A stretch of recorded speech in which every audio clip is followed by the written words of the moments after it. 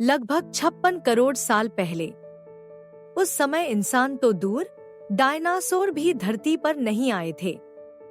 दुनिया का ज्यादातर हिस्सा समुद्र के पानी से घिरा हुआ था। उस समय गिनचने जानवर ही घूमते थे। वैज्ञानिकों ने उस समय की एक दुर्लभ प्रजाति की खोज की है। 3 आंखें, 2 सिर के आगे और 1 सिर के ऊपर बीच में।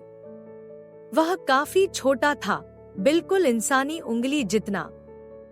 शरीर के दोनों तरफ पंख थे, जिन्हें फड़फड़ाकर वह पानी में किसी पंछी की तरह उड़ता था। आगे की ओर हाथ जैसे अंगों का एक जोड़ा था, जो शिकार को तुरंत पकड़ने की क्षमता रखता था। गोल मुंह के चारों ओर नुकीली प्लेटें लगी होती थी, मानो कोई विशाल ब्लेड जैसी नुकीली चीज हो। जैसे ही शिकार मुंह में जाता, उसकी मदद से उसे कुचल दिया जाता। वैज्ञानिकों को ऐसी ही एक प्रजाति के 60 से ज्यादा जीवाश्म मिले हैं। इस दुर्लभ 3 आंखों वाले जीव की तस्वीरें देखकर डर के मारे सिहरन हो जाती है। वैज्ञानिकों ने इस प्रजाति का नाम मोसुरा फेंटोनी रखा है। इसे समुद्री तितली या समुद्री पतंगा भी कहा जाता है। ये तितली की तरह अपने पंख फैलाकर समुद्र के पानी में उड़ते थे, इसीलिए इन्हें यह नाम दिया गया है। यह रेडियोडॉन्ट्स के समूह से संबंधित है। रेडियोडॉन्ट्स वास्तव में आर्थ्रोपोड परिवार की एक प्राचीन शाखा है। सरल शब्दों में कहें तो आर्थ्रोपोड शाखित पैरों और कठोर बाहरी आवरण वाले जीव हैं। आज के केकड़े, झींगे, कीड़े-मकोड़े और मक्खियां भी आर्थ्रोपोड संघ का हिस्सा है। इसलिए वैज्ञानिकों के अनुसार मोसुरा फेंटोनी असल में केकड़ों और झींगों जैसे आर्थ्रोपोड संघ के जीवों का पूर्वज है। इस प्रजाति की खोज कनाडा के मैनिटोबा संग्रहालय और रॉयल ओंटेरियो संग्रहालय के जीवाश्म विज्ञानियों ने की थी, जहां जोसेफ मोइसियुक और जीन बर्नार्ड कैरोन लंबे समय से अनुसंधान कर रहे थे। उन्होंने मई 2025 में अपना शोध पत्र प्रकाशित किया।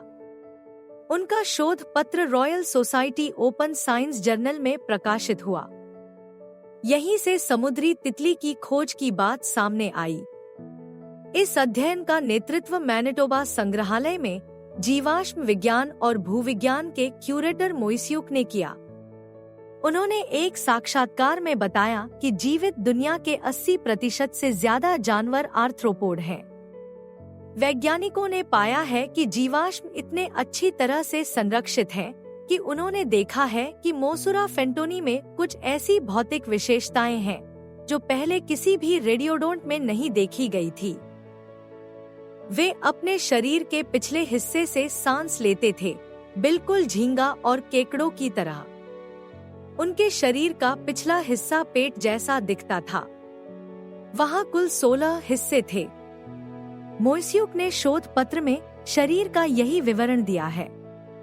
उन्होंने बताया कि जैसे दीमक, केकड़े या आम कीड़े शरीर के पिछले हिस्से से सांस लेते हैं, वैसे ही ये भी करते थे। इस तरह की कुछ और विशेषताएं साबित करती हैं कि मोसुरा फेंटोनी कुछ मौजूदा प्रजातियों का पूर्वज है। कैरन ने अपने शोध के माध्यम से कई जानकारियां प्रस्तुत की हैं। उन्होंने बताया कि अरबों साल पहले, जब पृथ्वी पर कोई जानवर नहीं थे, तब भी समुद्री तितलियां जैसे जानवर पर्यावरण के साथ तालमेल बिठाने में सक्षम थे। वैज्ञानिकों ने बताया कि इस प्रजाति में किसी बड़े जीव का शिकार करने की क्षमता नहीं थी। हालांकि ये अपने पंजों से छोटे जलीय जीवों का शिकार कर लेते थे। इसी तरह ये दूसरी तरफ के बड़े जानवरों का शिकार बनने से भी डरते थे। अमेरिकी प्राकृतिक इतिहास संग्रहालय के जीवाश्म विज्ञान विभाग के शोधकर्ता रसेल डीसी बिकनेल ने भी इस विषय पर शोध किया है। उन्होंने वहां और भी कई तथ्य प्रस्तुत किए हैं। बिकनेल ने एक रिपोर्ट में कहा, मोसुरा फेंटोनी जैसे कई अन्य प्राचीन जानवर थे, विशेष रूप से सक्रिय समुद्री शिकारी, जिनसे हम प्राचीन समुद्री वातावरण के बारे में बहुत कुछ जान सकते हैं। हालांकि शोधकर्ताओं ने एक और बात पर ध्यान दिया है। उनका मानना है कि मोसुरा फेंटोनी शुरू में केंचुए जैसे दिखते थे। उनके शरीर का आकार धीरे धीरे विकसित हुआ। डायनासोर और कई अन्य जानवर आज विलुप्त हो चुके हैं। वैज्ञानिक अभी भी उन पर विभिन्न अध्ययन कर रहे हैं।